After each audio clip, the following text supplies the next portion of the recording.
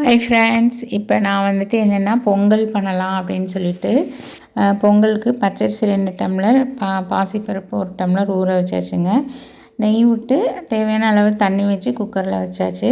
அது ஸ்டீம் இறங்கட்டும். அதுங்களை பொங்கலுக்கு தொட்டுக்கிறதுக்கு நம்ம ஒரு கொத்து மாதிரி பண்ணலாம் அப்படின்னு சொல்லிட்டு கடலைப்பருப்பு, உளுந்தம்பருப்பு, வரமிளகா, மல்லி இதெல்லாம் போட்டு நல்லா வணக்கிட்டு அதை மிக்சியில் போட்டு அரைச்சி எடுத்தாச்சுங்க.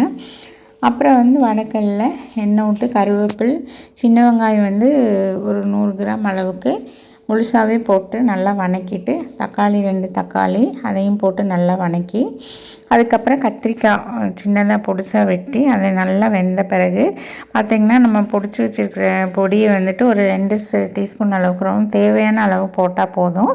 மீதி நம்ம ஒரு கண்டெய்னரில் போட்டு அடைச்சி வச்சுக்கலாம்.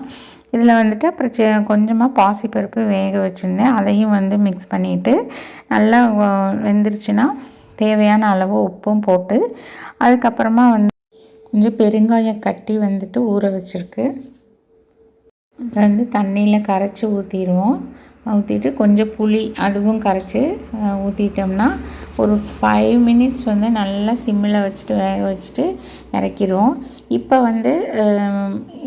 நெய் பொங்கல் பண்ணுறதுக்கு ஒரு வழக்கல்ல ஒரு 100 கிராம் அளவுக்கு நெய் விட்டு மிளகு, ஜீரகம், கருவேப்பில் இதை போட்டு நல்லா பொரிஞ்ச பிறகு இஞ்சி கொஞ்சமாக பொடிச்சு வச்சுருக்கு, அதையும் போட்டுருவோம். போட்டுட்டு நல்லா மிக்ஸ் பண்ணிவிட்டு கொஞ்சம் முந்திரி பருப்பும் போட்டு நல்லா கலந்து விட்டுட்டு ஸ்டவ்வை ஆஃப் பண்ணிடுவோம்.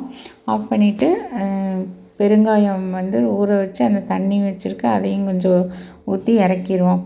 இறக்கி சாப்பாட்டில் போட்டுட்டு நல்லா மிக்ஸ் பண்ணிவிட்டு கொஞ்சம் உப்பும் போட்டு நல்லா கலக்கி விட்டுட்டு பார்த்தோம்னா சூப்பரான கமகமன் மணக்கிற ஒரு பொங்கல் நமக்கு ரெடி ஆயிடுச்சுங்க. அந்த கொத்தும் இதுவும் சூப்பராக இருந்தது. ஆக்சுவலாக இது வெங்கடேஷ் பட்